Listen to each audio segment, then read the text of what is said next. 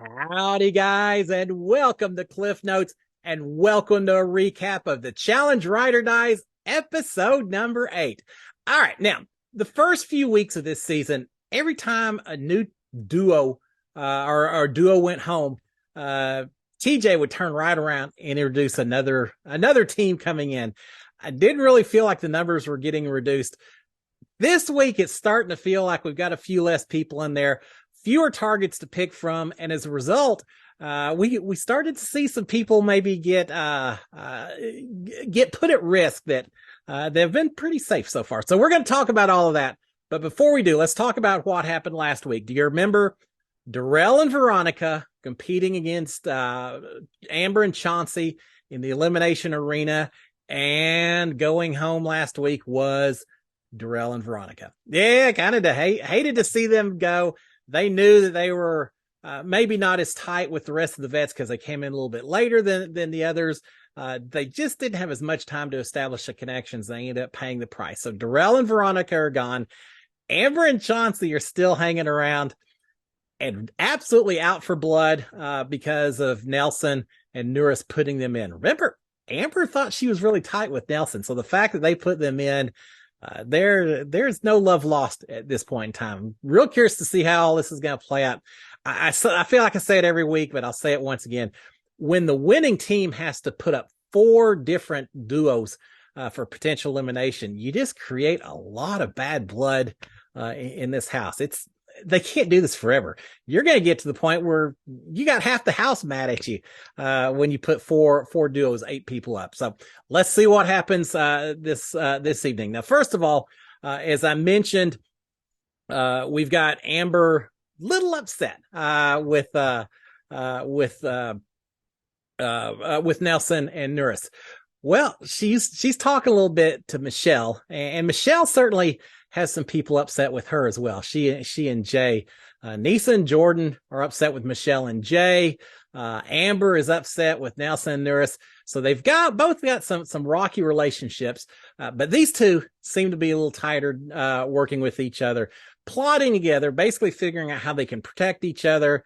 Later, we got Michelle talking to the cameras and saying that really Amber and Chauncey are probably her number one in this house. She doesn't really feel so tight with the rest of the vets or with the rookies.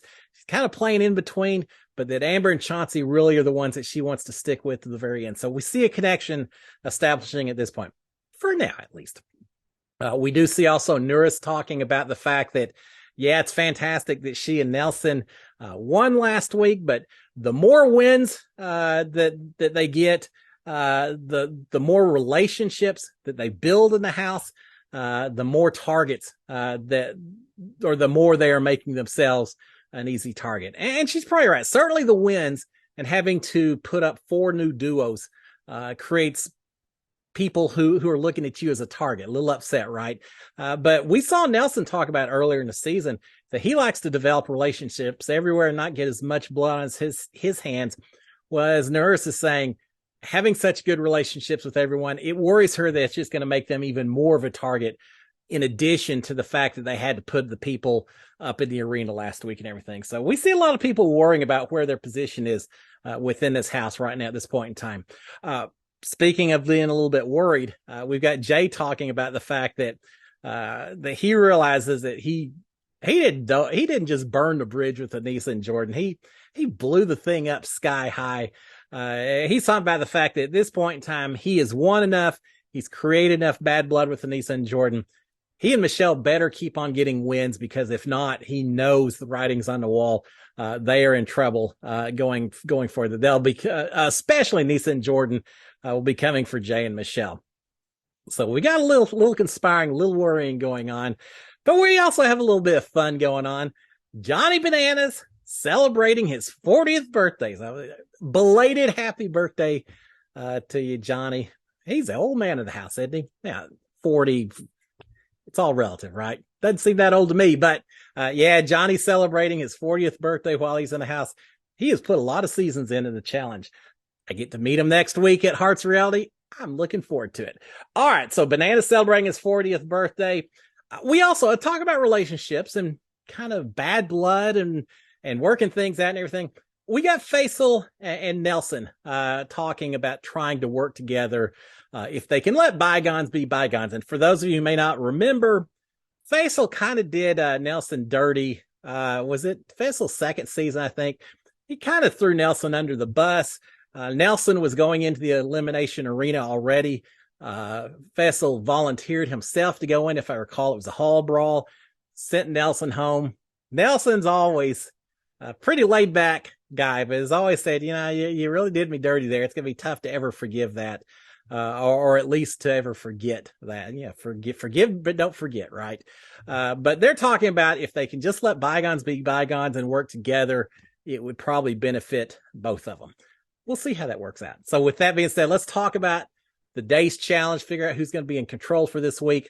The name of the challenge is Double Trouble. And basically it consists of this. One person on each duo has to jump on the back of 5 moving vehicles. They're all moving together, kind of one right behind the other one. One person has to jump on the back, work their way all the way up to the front of the line. The very front car, their partner of the duo, is going to be inside grabbing, I think it was 5 different keys. And one at a time, they hand the key to the person that's going back and forth. They have to go all the way back to the end of the line, insert the key into a little key holder, come back, do it again. Whoever can do that and get all the keys to the back, and I think it's 4 keys, not 5. Whoever can get the 4 keys, get to the back, pull a big switch in the fastest amount of time, wins a challenge. Now, I did notice, I guess if you fall too far, you can be disqualified, but it really seems that you're hanging from a cable. And if you fall more than anything else, it just means it takes more time for you to swing your way and get back on the car. In fact, I don't think anyone was disqualified for falling. We did have some disqualifications for people dropping their keys. As soon as you drop your key, that's it. So we did see some of that. So that's a challenge. Most of the teams did pretty well for the most part. Again, a few people dropped their keys and were disqualified. Not my favorite challenge. And the reason I don't particularly like this one is because one person more or less having to do all the work. Someone who the other partner sitting in the front or the back seat of the front car, all they really had to do was reach in the car, grab a key, pull themselves up out the side window and wait for their partner to show up, hand the key off to them, and then yell and cheer for them a lot. It really was so focused on one person doing all the heavy lifting. I don't like that. I like the challenges where you get a little bit more participation from both partners, where you're depending upon each other, whether it's solving a puzzle, running together. It doesn't matter what it is. I just want to see both people having to contribute a little bit more. It didn't happen on this one, but it is what it is. So as I mentioned, most teams did well, but the winning duo with the fastest time was Jordan and Anissa. I tell you what, they've been winning a few challenges, haven't they? And this is where I cheer for Anissa every time. I always cheer for the underdog. But really in this challenge, Anissa just had to hand the keys to Jordan. This was all Jordan who won this one, but it doesn't matter. They have won, which spells major trouble for Jay and Michelle. And they know it. Everyone knows who Jordan and Anissa's primary target is. We'll see how that all works out going forward. So we know they're going to be one of the 4 duos, right? It's got to be. There's no way they can work their magic and avoid that. But who are the other 3 duos that Anissa and Jordan are going to bring in for interrogation? Well, as it turns out, yes, it's Jay and Michelle. No secrets, magic tricks or anything going on with that. Jay and Michelle are picked for interrogation, along with Nelson and Norris. Horatio and Olivia. Kind of forgot about them, right? I mean, they did so well at the first of the season. Then they were laying low for just a little bit. And Faisal and Mariah. Isn't that interesting? Faisal's in there and Nelson's in there as well. Let's see how well they actually do or don't work together going forward. If one or the other has a chance to give safety to someone else in this competition. So let's talk about the interrogations that happen. First interrogation we get is Jay and Michelle. I don't know why they even really bothered too much to say too much. The bridge is burned, as I say. But Michelle does argue, saying, look, tit for tat and all, it's not going to benefit us. We could work together going forward. We could be a strong partnership with y'all and us. no one to suspect it. Let's work together. I don't think Anissa and Jordan have that as their top priority in mind. They certainly don't agree to do anything else. Hey, Michelle gave it everything she had. She's trying. So she makes the offer, and they're like, yeah, that ship has sailed, I think. So we do have that. Now, we also have Jordan or Horatio and Olivia coming in. And Jordan is telling these two. I thought Jordan did a fantastic job. He started off saying, look, y'all are, we really like y'all. Y'all are just collateral damage. We don't really want y'all to go home. We just had to bring y'all in. Y'all are rookies. Y'all been playing well. It would look funny if we didn't bring you in, but you're just collateral damage. We really, really like y'all. And at one point, Jordan really goes out of his way to kind of stroke the ego of the two of them, saying, y'all have earned everything you've done here. You've earned the respect of everyone. You've played such a great game. Again, really stroking the ego. And I thought that was brilliant on Jordan's part. It'd be easy to bring people in and say, look, we're not really targeting you. It was just, we had to pick people, and don't take this personal. And maybe people do, maybe people don't. But to go out of your way to talk about what wonderful competitors you think someone is, even while you're kind of digging that knife in, but stroking egos like that, it may pay off at some point. I can't help but think, even though Horatio and Olivia got drug into interrogation, I can't help but think that if they win a challenge a little bit later, they're going to be at least feeling friendlier to Anissa and Jordan, just because Jordan was so complimentary. So I thought it was a brilliant move. But he's saying, look, we like you. You're just collateral damage. We don't really want you going anywhere. Jordan is talking to Nelson and Nuris, and he's asking Nelson, saying, look, if you pulled safety dagger, I think he basically says, yeah, we're not picking you to go into the elimination arena. You know who we're picking. He says, so if you were the one to pull the safety dagger, who would you save? Would you save Faisal and Mariah, being that you and Faisal were bros there for a while and all? Would you save Faisal, or would you save Olivia and Horatio, given the fact that Olivia and Nelson have become rather friendly, to the point there are a few smooches seen at the beginning of the episode. Obviously, they're a bit of an item. There's a little flirting. There's a little romantic interest. And so Jordan's saying, who do you pick? Do you pick your bromance? Do you pick your showmance? I guess you have showmances on here just like Big Brother, right? Do you pick the girl that you're flirting with and romantic with, or do you pick your bro? And Jordan's saying, yeah, Nelson is saying, I just don't know what I would do. It would be a horrible situation. And I think he says several times he does not want to be in that situation. He doesn't want to draw the safety dagger. He wants someone else to draw it and save him instead. Jordan and Anissa are talking to Faisal. They're suggesting to Faisal that if it came down to it, they really, nothing huge against Faisal, but they really feel that if Faisal was to protect someone, that he would probably protect Casey and her brother Kenny, or protect Bananas and Tori over Jordan and Anissa any day. So they're saying it's just, and then nothing against you, Faisal. It's just that you got other people that you're tighter with than us, and we had to put 4 people in, and it is what it is. And I think Faisal understands that as well. But Faisal's arguing with him, saying, look, you're saying I wouldn't protect y'all, that I'd save these other people as well. But he's reminding them that when he and Mariah had won the challenge earlier in the season, they did not put Anissa and Jordan up. They did not pick them as one of the 4 duos for interrogation. He's saying, we took care of you. Now it's y'all's turn to take care of us a little bit. So we've got that. Now we also have, after the interrogation, Faisal talking to Nelson and telling Nelson, saying, well, here's the thing.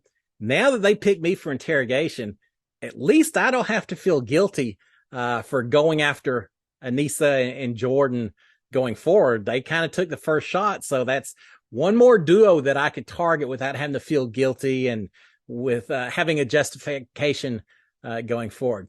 Faisal and Mariah, they won that one challenge, but other than that, he's done a pretty good job of laying low, playing under the radar, and keeping himself from looking like too much of a threat. I think that changes going forward. I think it's about time to to put the pedal to the metal, right? All right, with all of us said, at this point, everyone heads over to the fake nightclub. And I always say fake nightclub. And the reason I say is because I've read somewhere that they all go in, they hang out, but they don't actually play any music in these nightclubs. So I've heard, because I guess there's I don't know, copyright issues. The main thing, if the music's too loud, you can't hear the conversations going on. So when they go to the nightclubs, you see the people dancing in the background and everything. They're just dancing to the beat of their own drummer, internal rhythm, whatever. So here we are at the fake nightclub. We've got Michelle and Amber trying to soothe out some hurt feelings. Such a silly thing for them to get upset about. When Michelle and Jay were put up for interrogation, apparently Amber tried to go over and hug Michelle, and because again, they were working together, and Michelle said, I don't want to be hugged right now. I really just leave me alone. I don't want anyone touching, talking to me, anything else. And that hurt Amber's feelings. You just got put up. Your game's at risk. Sometimes you need a moment for yourself. It's not, I don't think it's anything personal against Amber that Michelle did that, but Amber just kind of didn't like the way Michelle responded, didn't think that she was properly respecting her, trying to be sympathetic. And so they're trying to work out their hurt feelings so they can continue to work together going forward. We also have, while in the nightclub, we've got Mariah mentioning the fact that that Nelson is going to indeed have a hard decision to make if the two of them end up pulling the safety dagger. Foreshadowing, I just have a feeling these two are going to be the ones that pull a safety dagger. As much as it's being talked about, as much drama as it would create. Now, do I think the producers of the challenge intentionally force one person to draw it over someone else? No, I think it's random, but I just feel like destiny says that Nuris and Nelson are going to pull the safety dagger this week. We're going to find out. Meanwhile, we've got Anissa talking to Faisal, trying to soothe things over. Yeah, they put him up for interrogation, but she's saying, you got to understand, you're not our target. You know who our target is. We're good. We want to work together going forward. I want to fix this. I want to fix our relationship. And Faisal comes back and says, well, here's how you can fix it. You can ensure that we have a chance to pull a safety dagger. In other words, you can make sure that Mariah and I aren't the ones that go into the elimination arena, that we're one of the three that has a chance for the safety dagger. He's saying that's how you can fix it. If you put us in, you ain't fixing anything. But if you get us to the safety dagger, well, then we'll talk. That may be something we can work with going forward. All right, let's talk about the elimination arena. Who's going home this week? And who have they put up? Now we know who the four duos were, but who have Anissa and Jordan actually put up as their top pick to fight for their lives this week in the elimination arena? Well, of course, it's Jay and Michelle. Was there any doubt? No, absolutely zero doubt. Jay and Michelle have been picked. They're going to be fighting for their lives, putting up Anissa and Jordan when they had the power twice. Paybacks are hell, but it's part of the game, right? So no one's surprised whatsoever. The big question is just going to be who's going up against Jay and Michelle.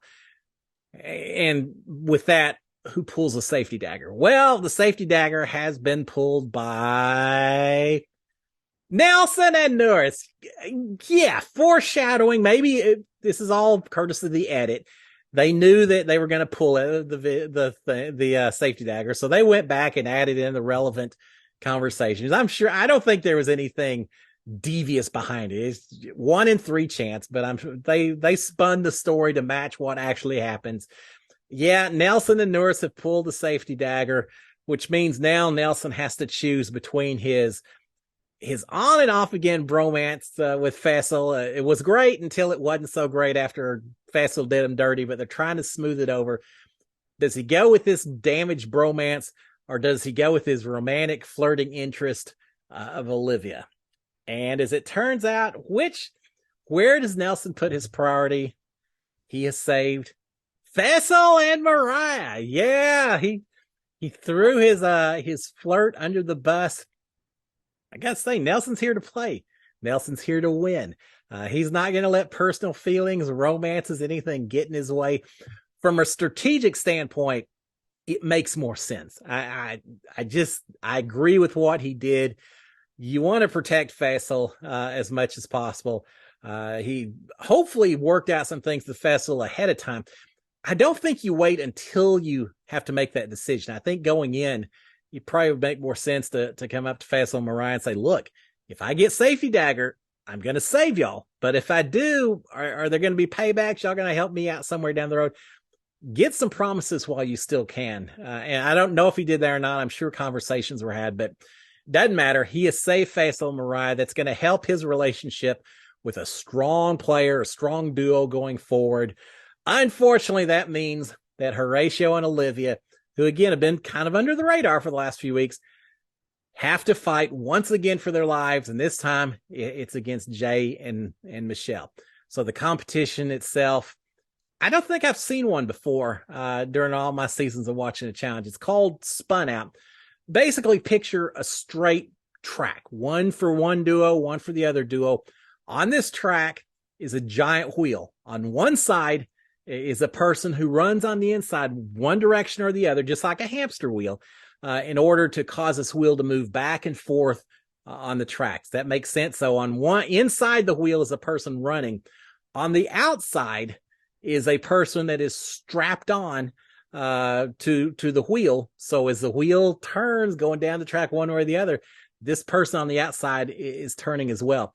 It's not a cage, so you can't see the person on the inside, can't see the person on the outside, or vice versa. You have to yell and holler to be heard to make it work. So how does the actual competition work? It's a puzzle competition. On the side of the track where the person is strapped onto the outside, there's, I think, 3 posts with different size puzzle pieces. Basically, they have to gather these puzzle pieces, put them all on one pole, so it creates a 3 or 4 piece puzzle. But the key is that the biggest piece has to go on the bottom, next biggest, next. So you work your way up. So it looks like a pyramid when you get done. So there's a little strategy involved of moving back and forth down this track in order to gain the right piece at the right time to build this puzzle, which means communication is the absolute key for this particular challenge, because the person who's trying to grab these puzzle pieces has to be able to tell the person on the inside, roll to your left, roll to your right, stop, roll a little bit more, roll a little bit less, so that you can grab these puzzle pieces. It's a little tough because there are so many people that are cheering for Horatio and Olivia that Jay and Michelle can't hear each other. In fact, Jay loses his temper at one point and starts hollering at the guys or the folks up in the peanut gallery, saying, just shut up. You know, this is, let us fight fairly. Let us compete one-on-one here. Y'all, why are y'all helping Horatio and Olivia? That's not really playing fair. I don't know how much fair is being played. And when you do something like that, it's just like complaining about the crowd being too loud when you're playing in a visitor's football stadium. All you're going to do is fire the people up. They're going to yell even louder. And that's exactly what happens. Jordan is yelling as loud as Jordan can possibly yell, even more so once he knows that it's getting to Jay and affecting Jay's gameplay. And affecting his gameplay, it does. They just can't communicate that well. Michelle is yelling at the top of her lungs. Jay can't hear what she's saying. It really slows them down. And as a result, the winners, yet again, how many times have they been in Elimination Arena? 3 times, I guess, maybe. The winners are Horatio and Olivia. And yet again, they had the majority of the crowd upstairs cheering them on versus Jay and Michelle. I gotta say, I really like this newbie duo. Now they're in trouble because they're rookies. They're an easy target for everyone else, all the vets. Every time they win another challenge, their threat level goes that much higher. They're going to be targeted every single week going forward, I think, unless they can survive just another week or two and get the vets fully going after each other, and then maybe they can serve as a number for one side or the other. It's going to be a tough road for Horatio and Olivia just because they are the rookies and have a built-in non-alliance with all the vets. But Horatio and Olivia are safe. Unfortunately, that means Jay and Michelle are going home. I hate to see it. I've mentioned before, I'm a huge fan of Jay because he got picked on so much his very first season. I don't know how many times he had to fight for his survival until he eventually didn't win and ended up going home. But at least he got a fair shot this time.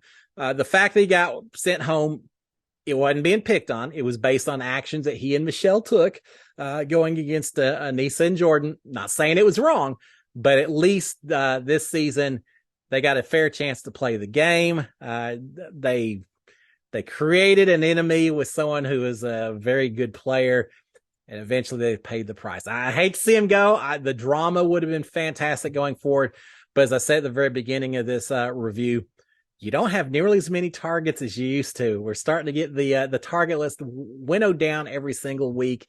It was their time. Let's see what happens. I tell you, the vets are going to have to start picking each other off. How has someone like Tori and Devin survived as long as they have? I think, or Bananas and Nani as well. Now, I know they've got put in once or twice, but there's certain vets in this competition that really have had it pretty easy so far. I think that's going away. I think the fact that Fessel got put in this week is indications of things to come. No one should consider themselves safe at this point because of any alliance. There's just not enough targets. But there you have it. We've got Jay and Michelle went home. Horatio and Olivia are safe. We still have some bad blood between Amber and Chauncey and Nelson and Nuris and a few other people that are a little irritated. So I'm sure next week will be yet another fun season or fun episode of watching people getting upset with each other and burning bridges and everything else. Guys, y'all have a fantastic week. I will be back again next Wednesday to talk about episode 9. Until then, SKD 143. Cheers, my friends. Bye.